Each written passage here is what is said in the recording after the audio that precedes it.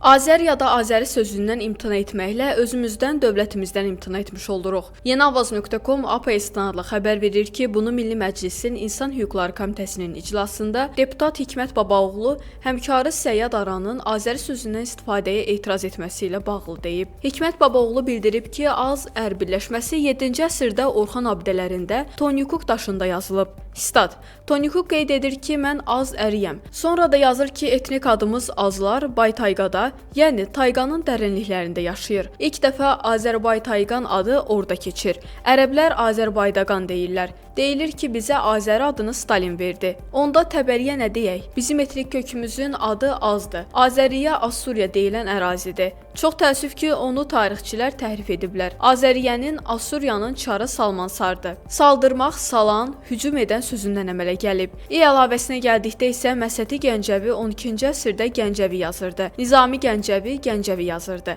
Mahmud Kaşqarinin qəbrüstü abidələrində də ərəb əlifbası ilə Kaşqari yazılıb. Bundan başqa İranda fars kökənli Azəri adında etnik qrup var. Fikrə uydurmadır. Bunu lupa ilə axtarsanız da tapa bilməzsiniz. İranda belə bir etnik qrup yoxdur. Çünki onlar elə bizik. Statın sonu.